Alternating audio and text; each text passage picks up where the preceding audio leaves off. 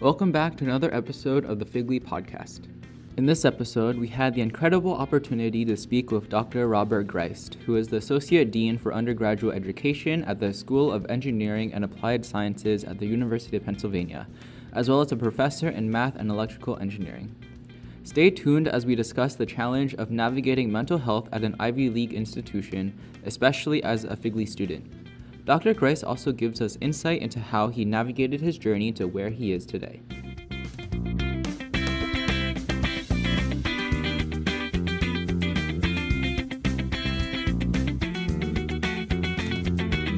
Welcome back to the FGLI podcast. Today, your host is Peter, and we have a very special guest, Dr. Ghrist, on. Thank you, Dr. Ghrist, for taking the time to speak with us. Would you like to introduce yourself first? My name is Robert Ghrist. Students call me Prof. G. I am the Andrea Mitchell PIK Professor in Mathematics and Electrical and Systems Engineering at Penn. I am also the Associate Dean for Undergraduate Education at Penn Engineering. Awesome. Before we begin our talk, we commonly like to start with like a little fun icebreaker. So the icebreaker that we've been doing for our guests like previously have been, if you could be any kitchen utensil, any kitchen utensil, for whatever reason you choose, which utensil would you want to be? Oh, kitchen utensil. This is a tough one. Yeah. I mean, off the top of my head, I'm thinking like knife, like big knife. Okay. Oh, a big knife, like a butcher's knife. Like chef knife. Like I see. Big one, long one. Any rationale? Sharp and pointy. I don't know. Okay. Awesome. Something like that. Useful. Useful. Yes. Yeah. I feel like many uses too. Helpful. Like very. Yeah. Essential even. Oh, I see. We've gotten like a lot of people say like kitchen knife so far. So maybe that's just like a common trend. You know, I was trying to decide between that and this really bespoke ginger grater that I have, but I'm going with the biggest knife in the drawer. Awesome. All right, so I know from our talk before this interview, you were specifically interested in talking about, I guess, like the challenges between like mental health and then being first gen low income, and kind of like the intersection between those two aspects. I was wondering if you wanted to first go into kind of your background. I guess you mentioned that you weren't like technically like first gen, but if you could speak a little bit about your background, and then we could go into the other topics.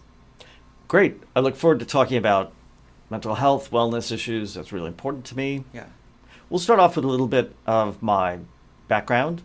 As you noted, and as I said earlier, I'm not a first-gen student. My dad went to a technical college, learned how to do like old school engineering, like designing trucks, like off-road vehicles, things like that. Super cool. My mom wanted to go to college, but, and this tells you how old I am, she was told, no, you can't go to college because you're a girl. You can be a school teacher or a secretary, and that's about it. And that always just galled her because she was so smart. And yeah. I remember that. So I think I'm the first person in my extended family to go to a university, and definitely the first to get graduate degrees, things like that. To give you an idea of how times were different when I was a student, when it was time for me to go to college, and I wanted to go to college, I visited, I think, 3 schools. And I picked the one that I liked the best, and I sent an application there. The idea of going to a school that was far away from where I grew up in Cleveland, Ohio, that was like, no, why would you do that? It's not a thing. And although I knew that there were those fancy East Coast schools, that's not a thing that normal people do or even aspire to. That's like, nah. So I went to the University of Toledo in Toledo, Ohio, because of all the schools that I visited. It was friendliest. People were nice. I picked the school based on how nice people were. This is maybe kind of a Midwest thing, maybe kind of an Ohio thing. I see. But yeah. And then when I got there, I was pleasantly surprised to find how awesome college was. And I was involved in an honors program. And to tell you the truth, I got a pretty good education. I mean, the job market in academia has been so bad for so long that no matter what schools you go to, you look at, there's going to be somebody there doing really interesting thinking, really interesting research. Now, I'm not going to claim that the education I got there is as good as what you all get here at Penn. We're better, yeah, definitely. But I got really inspired, really turned on to learning, and was really well taken care of. So much so that my academic advisor said, "So where are you thinking of going for graduate school?" And I'm like, "What? What do you mean?" Graduate school, like a master's degree or a Ph.D., you could totally do that. Yeah. And it just never even occurred to me that was a thing that normal people could aspire to. Going into like college as like a freshman, were you like planning on doing, were you kind of planning on your path going, or was it kind of like in the next 4 years where you explore as you go? Yeah, so being good at math and science in high school, everyone said, well, go be an engineer, right? Go into engineering. Yeah. And that made sense because I really liked geometry. I really liked mechanical drawing, drafting, design, things like that. So I got my undergraduate degree in mechanical engineering. When I got to university, I was so enamored with all the things there were to learn. I thought about switching to literature or philosophy or mathematics. I just fell in love with a whole bunch of things. But stayed in engineering and really happy I did. But for most of my time there, I was really convinced that, I get my degree and then I go work somewhere. Right? That's what you do because you got to work, because you got to make money. Right? We like that. Yes. But it was that advisor who said, so have you thought about where you're going to graduate school? It really got me thinking about it. And then I, again, did something similar. I visited 3 places and sent out 3 applications this time. Okay. Not one, sent out a whole 3 applications. Got accepted to one, which I found out upon further reflection, I didn't like the program so much. Rejected from the other 2. Cry emoji. But in the end, just a stroke of good fortune, I got a National Science Foundation Graduate Research Fellowship. And so my first choice school, which had rejected me saying that they didn't have enough financial support, came through and said, well, if you're bringing your own money, then we'll let you be here. And so I did my graduate work at Cornell University, which was quite a change going from Ohio to the Ivies. Yeah. Did you feel kind of out of place at all coming from... Is Toledo like a small town? I've never been to Ohio before, but... Toledo is squarely in the Rust Belt. It's one of those wonderful, friendly Midwestern cities that used to be, part of the economic powerhouse of the Midwest, but has since sort of struggled a whole lot, Yeah. right? Like Cleveland, like Pittsburgh. Pittsburgh has done a much better job of coming back, reinventing itself. Cleveland is on the way. Toledo, maybe still struggling a little bit. I see. Yeah. It was definitely weird going out east where the culture's different. It was definitely weird being at a very prestigious university. This was my first time sort of getting the Ivy vibes, Yeah. and definitely felt out of place. Compounded with the fact that I had switched fields. I went from mechanical engineering to applied mathematics, Oh, I see. where I had a lot of catching up to do and a lot of, a lot of Penn students struggle with imposter syndrome, right? I didn't have that because I knew I wasn't up to. I was like, whoa, yeah. What kind of spurred your change from more engineering to applied math? Oh, that was just being hit smack in the face with beauty. Oh, okay. Yes, it was a very aesthetic choice. I had this crazy calculus professor. I took calculus from this guy. He was really crazy, but a fantastic professor. Right. Did all this really wild mathematics research in like 4 dimensions and stuff like that. We all thought he was weird, but I just really fell in love Awesome. with him, with the mathematics that he was teaching, because he just showed us so many beautiful things. And I've carried that along my entire career. Awesome. And I feel like through your videos, you also, with like all of the illustrations, you kind of like translate that as well for your like current students, right? This is my job, is to Yeah. continue the message. Yeah. Awesome. So switching topics a little now towards talking more about, I guess we talked a little bit about imposter syndrome, and now mental health. Oh, it got kind of dark in here. But going to the mental health and its intersection with the first gen low income identity, there have been a lot of different studies and a lot of, I guess, a lot of first-hand experiences with struggling with like mental health, mental wellness, because of being first gen and low income. So,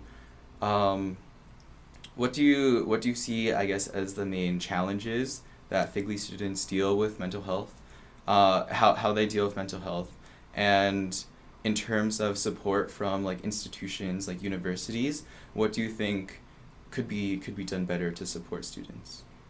Got it. That's a long compound question. Yeah. I may need to refer back, but Yeah. let's start off with it's universal. It's Right. common to us all. And in this, there really is a wonderful sense of equality between the most privileged student that we have and the one who's struggling the most in life. We're all stressed out. Now, we're stressed out in different ways. Everyone's got their own thing. Everyone's got their own biology. Everyone's got their own family history, Right. their own issues. So what's the difference? What's unique Yeah. in the challenges that a FGLI student might face? I think one thing that is both a challenge and an opportunity, or a positive and a negative, is what I have observed and has been noted by many others as a really strong sense of independence and do-it-yourself Right. from first-gen students in particular. Right? They're used to being in a position where they just gotta go at it and grind and make it.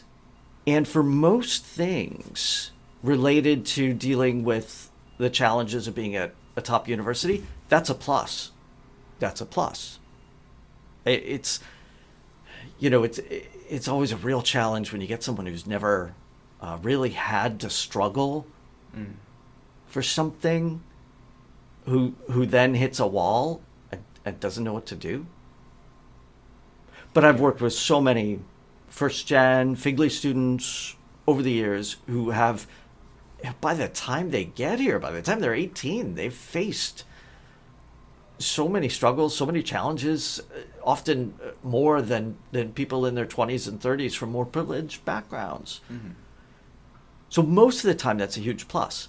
Right. Until mental wellness issues come into play.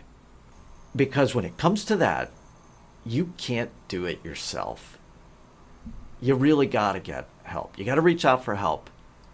And the problem is, there's a lot of particular mental wellness challenges that don't really come out until your university age. Mm. Now, you may have thought that you were stressed out in high school. You may have thought that high school was hard and difficult and you worked really hard to get here. Thumbs up. Awesome. Yeah. But it's next level stuff when you're here taking Penn courses. Am I right? Right. Yes. The audience says amen. Amen. Okay. But that's not all. Just from a purely biological point of view, there are certain things that tend not to crop up when you're a teenager. Schizophrenia, for example, is something that usually hits young people right around early 20s, sometimes really late teens. Mm-hmm. Now, if you're about to turn 20, this does not mean you're about to lose it. You're going to be fine. Don't worry about it. And this doesn't cover everything, and I'm not a medical professional. But I believe that this is generally accepted truth, that on average, this doesn't come out until you're right in that time when you're at university. Right. And you get someone who is so used to handling challenges on their own, just do it themselves, suck it up. I don't need to talk to anybody about it. No. Don't do that. That's what I see as a really big risk for our FGLI students. With that mindset of kind of like pulling yourself up by your bootstraps and kind of doing everything yourself because that's what you've been used to growing up doing, how would you recommend people if they are like coming into, I guess, like first years, if they're coming into college for the first time, being confronted with all of these challenges that they're planning on just like brute forcing, just going straight through by themselves, how would you recommend them kind of adapt their mindset? Or I guess if, for me, looking back, I think that coming in, I was like the one who kind of just tried to brute force like every challenge. If I did it myself, if I put like enough time into it, enough work, then it'll be done, like no matter what. That was like my mindset.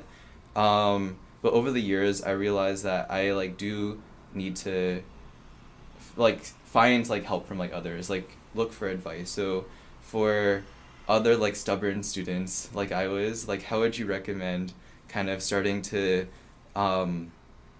adapt your mindset before it gets like too late, before like all the challenges pile up? Let me start off theoretically and then moving to the more practical. Mm-hmm. On the theoretical side, the thing to do is to cultivate a mindset of collaboration and teamwork. And this is good not only for dealing with a very particular potential mental wellness challenges, right. It's good for just getting by day to day, week to week with the grind, with the stress of exams and quizzes, dealing with classes, dealing with applying to internships, all that stuff. Yeah. It's all really stressful. Having a team, having a group, having a cohort of people that you're working with, you're sharing with, you're collaborating with, that's massively important. Now, as always, be careful with respect to collaboration and policies in academic work, especially with your computer science courses.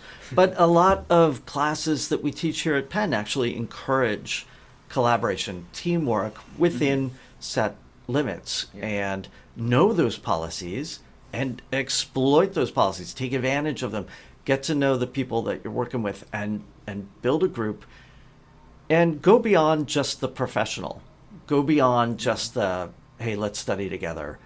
and open up, get to know people, share. That's part of why you're here too. Right. Is to grow up with other really interesting and talented folks. And there's more than just professional networking. Okay, that's the theoretical. From a practical point of view, how do you do that? Well, again, a lot of classes sort of encourage that. Yeah.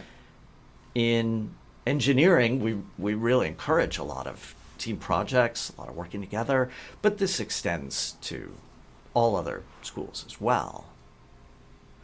For FGLI students in particular, and if there's any students listening to this who are planning on coming to Penn, the thing to do to build community is to look for an invitation to attend the pre-first year program, the PFP. This is a month-long bridge program that happens before you get here. You come, you live on campus, you take classes for a month, you get to know the place, you get sort of, stress tested a little bit with respect to academics and classes, so that when those first round of midterms hit, you're like, I got this, I'm going to be okay.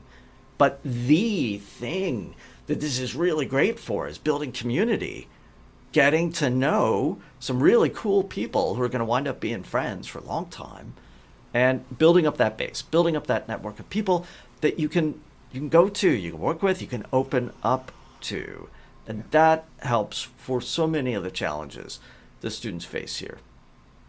Yeah, I feel like I wasn't in the pre-freshman program, but I had a couple of friends who were in it, and to me it felt like it was helpful in the sense that you didn't have to face like everything that college offers you all in one go. You first like figured out like what living on campus was like, figured out like dining plan, figured out like some courses, and then like over time it was like more of a gradual entrance into college, which I feel like was super helpful. Exactly. Yeah. Exactly. You're acclimating to the place. Right. Which, if you're talking about going to an Ivy, there's a bit of culture shock when you get here. Am I right? Yeah, definitely. Yeah. Now, it goes away, and you very quickly get to the point where you're like, this is my home. This is where I belong. I'm an Ivy student. I'm a Penn student. And that's great. But it takes a couple of weeks to get there and to get over the shock at first. And PFP, it's great for that. Build relationships with other students, and you build relationships with some instructors, with some professors. I've been teaching in PFP, been teaching mathematics to the engineering students for, it's like 15 years now. And it's great. I love getting to know them, and they get to know me as well, which, helps a lot when you show up to classes and you recognize your professor. That's really great. It's very comforting. It just makes it feel really natural. And then, success. Awesome. Quick side tangent before returning back to mental well-being for students who are listening, who are first years, who aren't yet comfortable with like going up to a professor, talking to them. Maybe they didn't participate in the PFP program. What are some things that you would recommend them do, or what are some things they could like think about if they're nervous about approaching a professor for the first time? We'll have to cut this. I might ask you to ask that one again. A clarifying question. Yeah. Do you just mean this in general? This had nothing to do with PFP, right? Yeah, not just in general. Okay. Maybe you could repeat the question and then I'll jump in. Awesome. So before we return back to talking about mental well-being, just a quick side tangent. How would you recommend for all of the first years listening who are coming, maybe next year, who are coming to classes for the first time and they see the professor and they're nervous to go up to them because they're like a professor? How would you recommend them? What thought processes would you recommend them like go through? How would you recommend them to go up to a professor? First of all, just do it. Just do it. get used to it. This is a massively important life skill, Right. to be able to go up to someone and talk to them. You don't need to ask permission. You don't need to say, "Can I ask you a question?" Because you just did, right? Right. Just go for it. Be polite, of course, but yeah, you're a Penn student.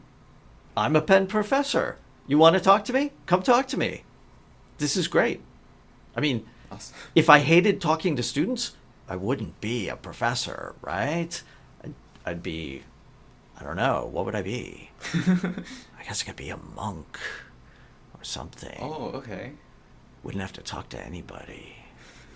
But no, I like talking to students. That's why I'm a professor. I talk to students all the time, every day. We enjoy it. So don't be afraid. We won't bite. Awesome. The other thing that I'll say is, you're nervous, we're nervous. Oh my gosh. I've been doing this for a long time. And every single time it's the first day of class and I'm going to walk in and look at 150 students and they're all staring at me, I'm massively nervous. I am absolutely nervous. Now, I get over it. Do you want to know my trick for getting over that? Yeah. I'm going to tell you my trick, because this is useful in a lot of contexts, especially when you're a student. That nervousness, that anxiousness, it's energy. It's energy. It's potential energy. And when you have potential energy, what can you do with it? Convert it to kinetic. This is why when you see me teach, I'm really often pretty energetic. It's because I'm so nervous. And I'm converting that anxious energy into action. You might find that helpful when you're nervous about a quiz. You might find that helpful when you're nervous about an exam, when you're nervous about talking to classmates, profs, whatever. Potential energy, convert it to kinetic. Awesome. Great analogy. So going back more to mental health wellness being FGLI, we talked about the distinction between like mental health, struggling with mental health because of FGLI and just being FGLI, and like the different like lifestyle factors that could I guess like expose you to like even more like stress, like the do-it-yourself like mindset. Are there any other topics within like the mental health space that you think deserve more attention or haven't been talked about, specifically regarding like the FGLI community? I think that a lot of the discussion about mental wellness on campus focuses on anxiety and generalized anxiety disorder, for the clinical term, but there is so much more out there beyond that hopefully you don't know much of anything about, and hopefully you don't find out much of anything about, but recognizing that there's a whole lot of different things out there that people might be struggling with. And if it's not you, it might be people around you. It might be that roommate who, why do they do this annoying thing? Yeah.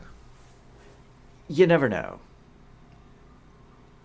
So just recognizing the breadth of struggles that people might have is a very important part of what it means to be a grown-up, to extend grace to other people. I don't think that is at all specific to folks in the FGLI community. I think that this is something that is universal, and I would want all Penn students to hear this. Right. You can do so much good while you are here. Most students, they're here what do they want? They want to get a degree. They want to get A's. They want to get jobs. There's so much more to your life than that. Those are good things. And please work very hard on learning lots of good stuff and doing well and being successful. But I would challenge anyone listening to this to think about the good that you can do for other people while you are here. And if you're not struggling with wellness issues, there are people around you who are, absolutely. And you can do a lot of good. You can also do a lot of harm by not being aware, not being sensitive. So, do good. I think looking at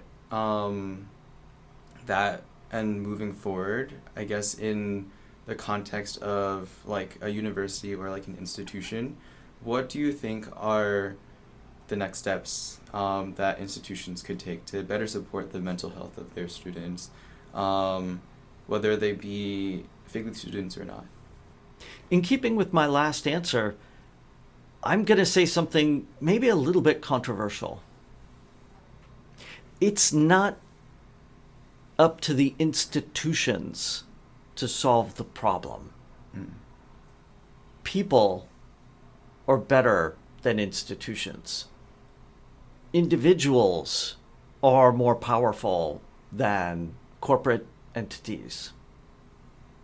Now, I'm an administrator here at the University of Pennsylvania, so I'm going to be first in line to say that, yes, we are absolutely going to provide as many resources as we can for our students to support them, to help them out. CAPS, thumbs up. Love it. Yeah. You need it? Go. Use it. You need to talk to an advisor? Absolutely. You want to talk to a professor? Go talk to your professor. It's great. We got lots of people here. Yeah. But the best support system that we have for folks struggling with wellness issues is each other. Now, this is maybe going to make you feel a little uncomfortable because I'm saying it's your job too to help out with this. It's not just Penn's job to take care of you. You have to take care of each other as well. Now, we're going to line up and we're going to do as much as we can to help. And one of the reasons I am in the job I am in is because if I'm going to be an administrator, I want to be an administrator who is front and center with students, who's interacting directly with students. That's why I'm the undergraduate dean. So, Penn is here. We're here. Going to support you. But take care of each other. Be good to each other. You can do as much as I can. You can do more than I can. So do it. Let's work together. Yeah. I feel like going off of that, I think that maybe one of the barriers that students might face, it might just be at the beginning, it might be like a little more like superficial, but I think one of the barriers that students might face is just like the idea of like pen face, which I believe just like manifests itself in like other names at other like Ivy institutions, other like universities, but the idea of like everyone else just like wanting to put their like best foot forward to like the world, like being like, I'm doing like this, and then hiding all of their like internal like maybe like struggles, challenges that they're facing. How would you recommend students like break that that ideology like apart? Because I think I don't know if it's like human nature to just like want to like show like your best to the world, but it goes like it's counterproductive in the sense that where if we want to help like promote like mental health like among like the community, how would you recommend? Whoa. Back up here. Okay. You're talking about pen face. Right. Yeah. But then you said the other Ivies, they have different words for it? They don't call it pen face? What do they call it? I don't What know. do you got Dart face? Prince face? Har face? Core face? Corn face? I don't know. What would it be? Huh. Penn face sounds so much better. We really are the best Ivy. We really are the best Ivy, right? Penn face. That beats corn face any day. Okay. It's a nice ring to it, I guess. People at Cornell. Yeah. I can make fun of Cornell. It's my alma mater. Okay, so let's talk about what you're really asking. Right. What is it? I don't need to explain it. We all know what it is because we all see it in the people around us, and we're all, to some degree, maybe guilty of it. Right. How do you deal with it? One of the hardest things to learn as you're maturing through young adulthood is learning yourself. Learning what is really inside of you, both the good parts and the bad parts, and learning what other people are as well. And it takes a while. It took me quite a long time to be able to accurately model other people and how they think, how they operate. I think that Penn face and all of its multifarious emanations across other schools are a pretty natural result of people trying to figure out who they are and upon self-reflecting, trying to model other people. And you look inside yourself and you see all that's there. You don't want to show that. Some of that's kind of ugly. Yeah. So you have to have a construct, a face that you show the world. You were in high school and you had such a face, and now you're not. You're here. You can adopt a totally different identity. You can adopt a totally different face. So one of the reasons that this comes into being is you get a whole bunch of people who now have the opportunity to just be who they want to be. Nobody's going to know. Yeah. And so what do we default to? We default to, I'm a happy, nice person and everything in my life is swell, just like on Insta. I suspect that this has something to do with it and with why it's so common among college students in general.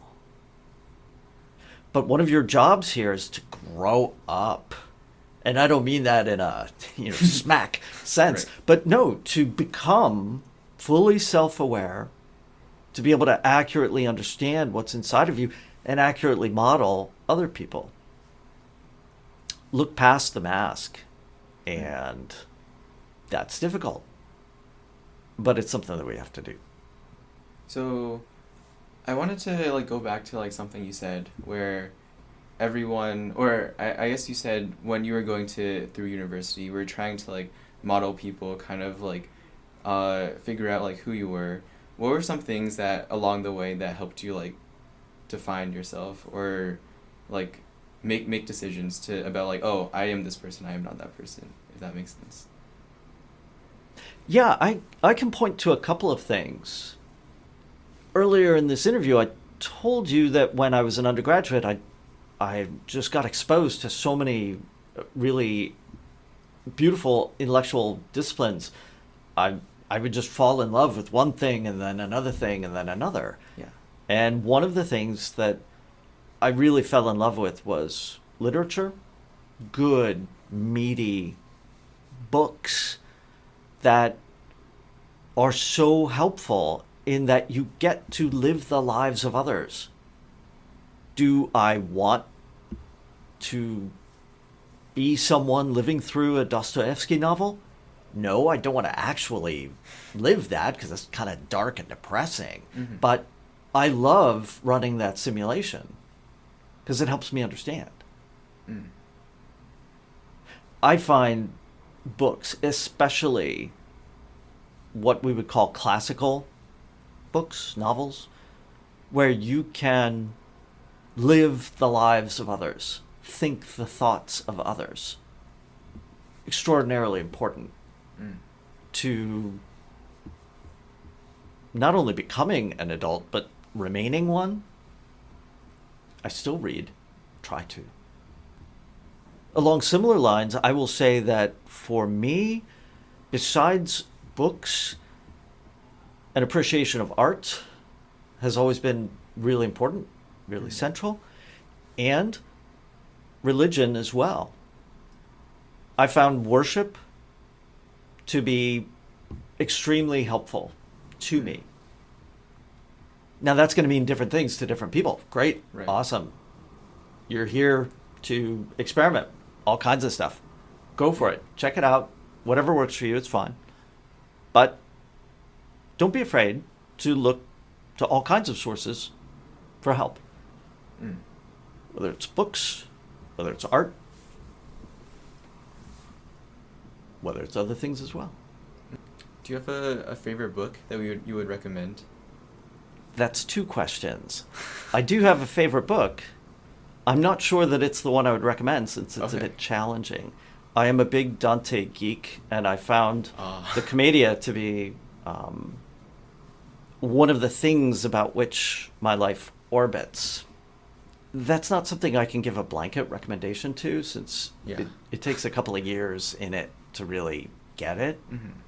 There are much better places to start. But for me, that's my jam. I want to go into kind of your role as the undergrad dean for education, and specifically, I know you focused a lot on FGLI students in the past, helping out with the Penn First Plus Center, etc. Besides like the challenges that we were talking about like in this interview, what are some other challenges that you see FGLI students struggle with, and how do you recommend, or what do you see as like the next steps for moving forward, whether they be like institutional like support, or whether they be in other forms? Yeah, let me start off by calling out P1P, Penn First Plus, as absolutely phenomenal resource on campus. This is a university-wide umbrella program for coordinating all the resources and activities for our FGLI students on campus. I was appointed as a faculty co-director when Penn First Plus first came into being, and saw the creation of the space in College Hall, worked for several years with my co-director, with my staff, on setting that up.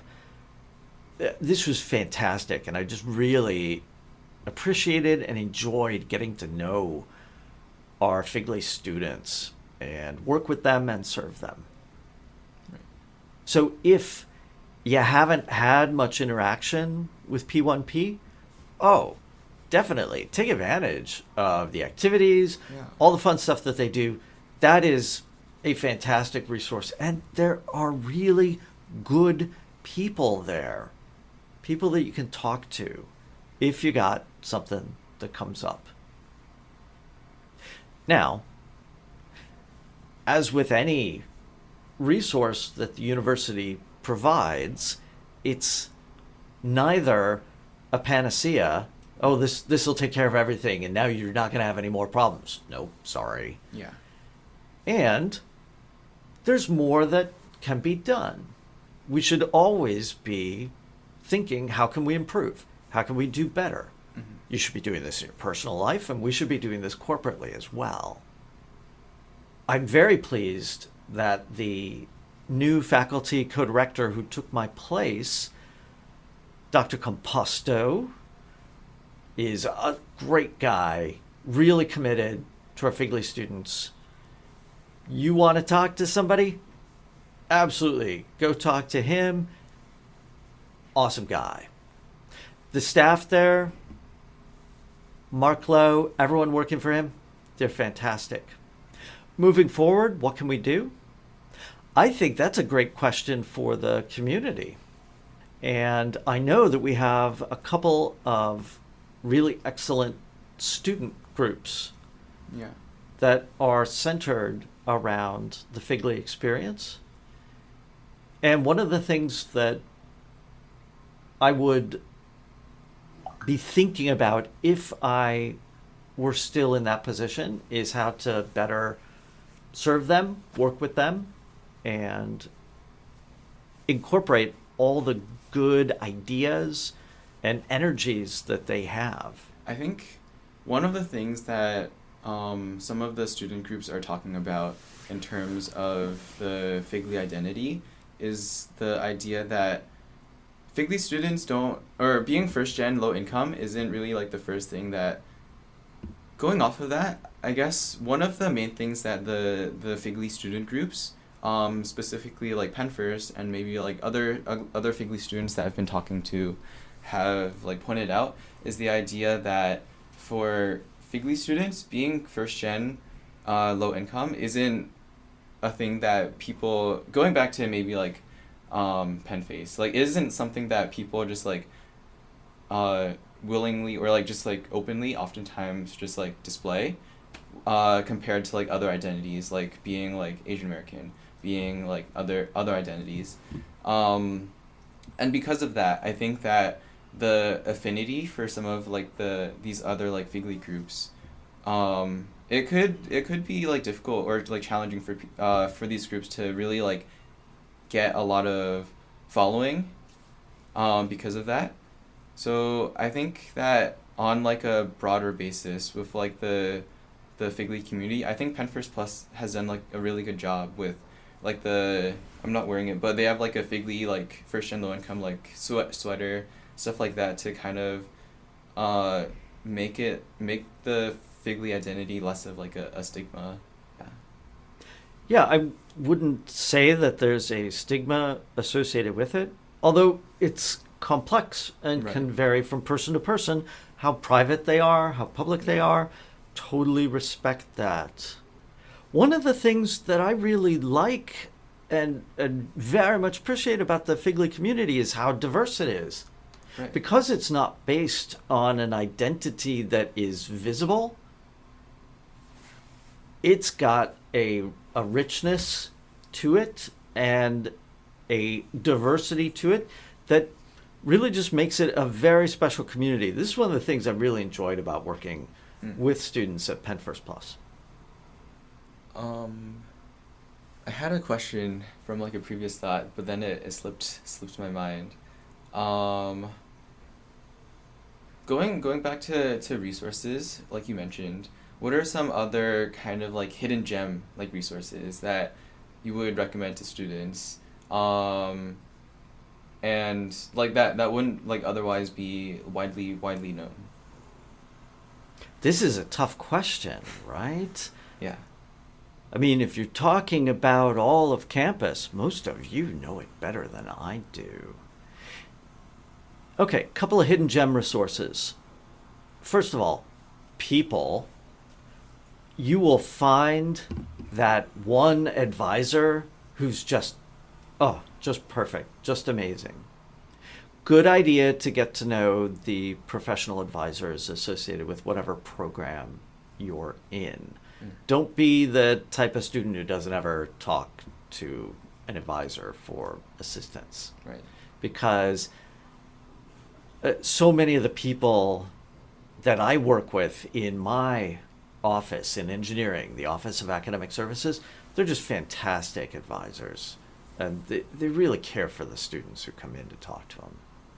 So people, that's one hidden gem. Places. There are so many secret little spots on campus where you can just find a sense of peace, balance. It's so cool being in a big city, one of the great American cities.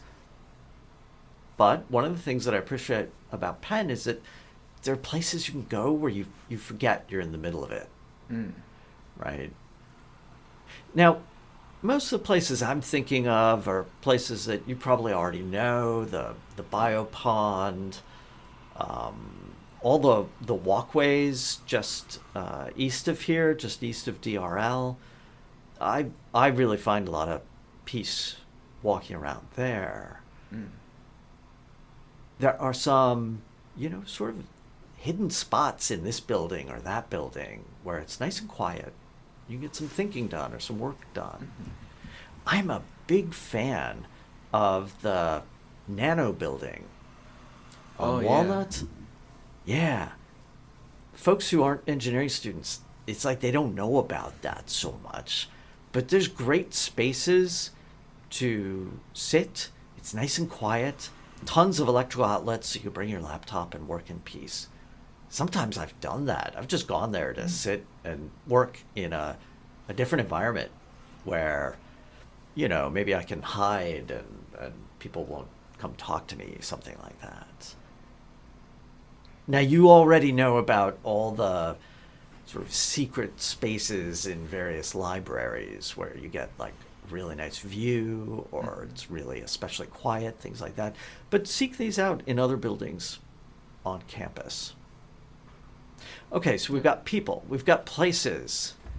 What else do we got? Oh, we used to have some really good hidden gem hot trucks on campus, and most of the ones that I know that are really great are gone now, post-pandemic. This sucks. Yeah, what I wouldn't do for a cheesesteak from Billy's Hot Truck. But, get out there. Go look for that special spot, that special hot truck. Just some place where you can get yourself a treat. Yeah. That is always a great way to hack your brain and reward yourself for doing something difficult that you've been procrastinating about or a really tough assignment. Grab some folks, get yourself a nice treat, whether it's from a truck, whether it's from one of the restaurants nearby, something like that.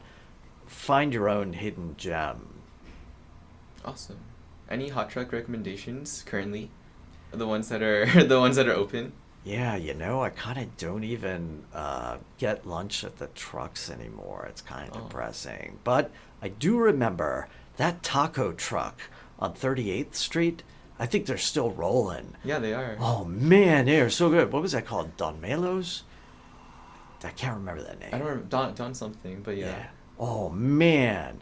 Don't be intimidated by the line. It just means it's good. It's really good. Yeah, and get the tacos. Those are the best. Awesome.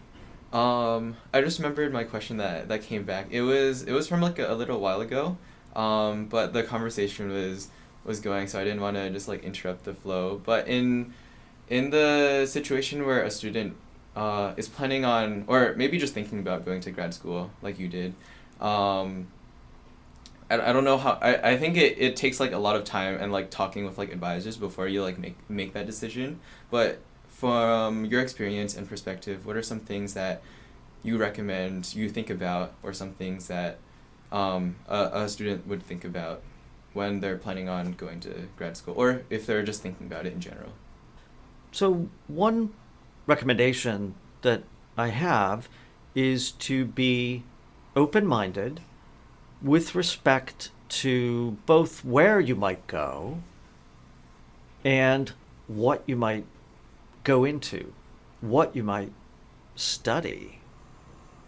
First of all, if you're a student here at Penn and you're thinking about getting a master's or a Ph.D. and not from some kind of accelerated master's program, get out of here. Don't stay. That's just general advice. That can be broken in certain instances, but get out. Go to a different school, build out your network more, learn from different professors, get new experiences in a different place. Again, you don't have to do that, but as a generic recommendation, what your starting point should be, go somewhere else.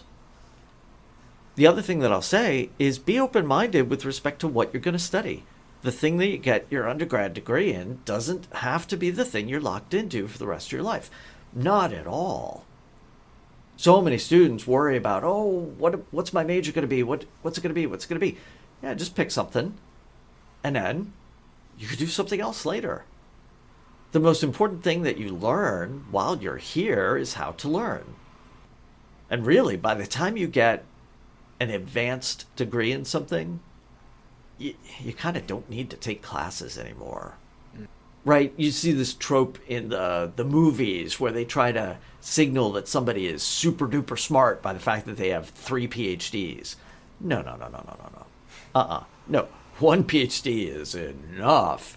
After you do that, if you want to learn something, you just go out and learn it. You don't take classes. Yeah. You don't get degrees. No, you learn it because you've learned how to learn. You're an expert. So, don't be afraid to switch it up. Now, completely changing fields, that can be a bit challenging. Doable. One of my favorite PhD students ever that wrote a thesis under me, his undergraduate degree was in classics. He studied Greek, but was interested in math. And so then he got a master's degree in math. And then he came and did a PhD here with me in electrical and systems engineering. Guy's phenomenal. That's not the norm, and that's a difficult road to take, switching fields so strongly. But for a smaller switch, a milder switch, oh yeah, totally can do. And because of that, don't get so stressed out about making sure that major that you picked is exactly the right one. Right. If you're a Penn, you've already won the lottery. Get a degree in something you enjoy learning, and then see what happens. Trying to optimize for this combination of this degree and this minor so that I'm perfectly poised to... you don't need that so much. Kind of jumping off the previous point, I think for some FGLI students, when they go back to their families and talk about like what major they're doing, what they're studying in school, all of that, I feel like there is like some sort of like confusion maybe if someone like studies a degree that isn't like conventionally known as like a money-making degree or stuff like that. For families or for students who are having that conversation with their families or their families don't really understand, what can students like tell their parents to kind of, because I think they could definitely like be like, it'll be okay, I just want to like study what I'm studying. But for students who still want to like reconcile their parents, like all of that, what would you recommend? I'm of multiple minds on this. This is a delicate and complex issue. Yeah. So I'm going to do a lot of on the one hand, but on the other hand. Okay? Yeah. Okay. So on the one hand, you know, your parents are probably sacrificing a lot to support you here, to help you as best they can. They love you, and they want you to have a good life. Yeah. And to do well. And part of that care and concern is that you're going to be able to support yourself after you've finished up your degree.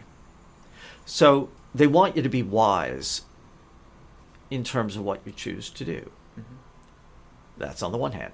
On the other hand, you know, it's your life, and you're the one who's going to have to live with what you study, with what you do. If you hate what you're learning in your major, you should really rethink things. If you're looking to be a pre-med to make your parents happy, you got to care about your own happiness as well, because you matter. Yeah. It's a delicate balance. Now, on the other hand, what is that, 3 hands now? I've got 3 hands. One hand, other hand, other hand. Third hand. Folks, there is nothing wrong with making money. There is nothing wrong with that at all. Yeah.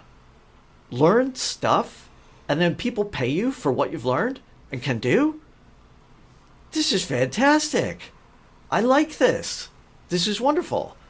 Nothing wrong with that at all. Yeah. You don't have to suffer and be poor in order to be an intellectual, in order to be a thinker. I mean, you can wind up that way, but wouldn't it be better if you didn't? Yeah. Learning something cool that you like, that people will pay you money for? Yeah. I like this. This is a good thing. Yes, let's go with that. But ultimately, look, this is your life. Mm-hmm. You got to live it. And I know it's hard. You're trying to figure it out while you've got all these pressures and all these things, and then additional pressure from your parents. Now, part of learning how to mature into young adulthood is being able to have an honest conversation with your parents. Mm-hmm. To think about things from their point of view, simulate them well, but to articulate things from your point of view and to show them your maturity. Your parents do love you. They want what's best for you. They want for you to succeed. And you want that too. So you're on the same team. But communication is hard. Yeah. And families can be hard. But you are all in it together. So work together. And in the end, clear, open communication, that just solves a lot of problems. That's my advice. Yeah, I think when I look at my like past like 4 years, now that I'm like a senior, when I look back at my 4 years and just like the different conversations I've had with my parents, my family, about just like the different things I was doing, I feel like in spite of that, there still always is like maybe like a disconnect where they, because I don't blame them, because they also like didn't go to college, they like didn't finish high school. They went to high school in Vietnam, so even the education system, everything else is different. So whenever I try to explain that I'm studying like neuroscience, they think that I'm already studying to be like a doctor, like all of that. So I think for me, it's challenging in the sense that I'm trying to like explain everything I'm doing, whether it's like they support it, they think it's like a good idea, quote unquote good idea, whether they think it's like a quote unquote bad idea. But there is still like a sense of like disconnect or like not understanding like what exactly I'm doing. And I think that's also the case for like a lot of students too whose parents haven't gone to college. Like for example, right now I'm like planning on, maybe I should do like 1 gap year before med school or like 2 gap years, and my parents are like, why don't you just like go straight through? And in their mind, they're thinking that because I'm like taking a gap year, then I'm like quote unquote giving up. I'm like trying to like do something else, trying to prolong it. And anyway, I try to explain it to them. They're like, why are you taking a gap year or 2 or like 3? It's just like you're like giving up. So in that aspect, do you think it's just kind of just like a mutual like understanding, like both parties aren't really gonna understand each other and it'll be okay? Or do you think there is like an eventual like resolution? Or it could just be unique to each family? I like the way that you used the word disconnect in describing this situation. That is very accurate. I think the term that I would default to is asymmetric information. You have the view of boots on the ground, what it's like being at a university, at a top university. Yeah. You've got boots on the ground, what it's like as far as the job market, as far as the trends, as far as the probabilities on getting into this grad school or that med school. And your parents probably don't have that fine degree of information. Mm-hmm. But your parents have the accumulated experience and, I'm going to say it, wisdom that comes with being old people. Mm-hmm. And now that I'm one of them, I can see that it's not useless there's some useful stuff there. In a situation where there are two parties with asymmetric information, it's always a challenge to find that Nash equilibrium, that place where you're respecting some of their wisdom, some of their experience, some of their perspectives, and they're respecting the fact that you're in it, you're living it, and you have access to the vibes of how things are right now. How do you get there? I'm going to have to default to the thing that I said earlier. This is all about communication. And it's all about acknowledging that you understand what it is they're saying to you, that they acknowledge that, yes, you understand some things that they don't. Not easy, but the first step is recognizing that asymmetry. And it's not a one-sided, I understand things and they don't. No. Right. It's overlapping domains of knowledge and wisdom. I want to ask you a question that we asked like all of our guests before concluding the interview, and it is basically if you could give one piece of advice to your younger self, if you could start over everything, like college, grad school, everything, what would that piece of advice be? Just one. Just one? Yeah, just one. Oh, I have so many things I want to say to young me. Right? Yeah. Yeah. Or maybe if you want a couple, but then like maybe if you could pinpoint like the most important one. Even though I guess all of them are equally important. Right, I want to pick the one that's going to be most useful to our listeners, right? Yeah. The honest answer to that is, hey, here's the person you should marry. She is fantastic, right? But I'm not going to go there because, well, that future is already played out and quite well. I think when I think back on my time at university, I was very, very academically focused, very driven. You know, gotta do this problem set, gotta do that problem set, gotta finish this essay, gotta grind. And I was a little bit, I wouldn't say antisocial, but I think if I could go back, I would have invested more in relationships and people. I'm not talking about blowing off and partying. I'm talking about actual investments in relationships. I remember some of the people that I got to know well when I was at university. I don't remember the problem sets. You know what I'm saying? Yeah. Yeah. So, at the time, the problem sets and the midterms seemed like the most important thing in life. Right. Yeah. Right. So finding like those like genuine like person-to-person connections with the people around you. It's a big thing. Yeah. Awesome. I feel like that's been like a recurring theme in this interview, just like finding your people, finding people who can support you, who you can connect with. Yeah. Yep. Agreed. Great piece of advice. But yeah, thank you again for making the time to speak with me and to all the listeners who are listening. Any final concluding thoughts? It's been fun. Appreciate the chance to talk. Hope I didn't say anything too cringy. But there it is. I'm okay with cringe.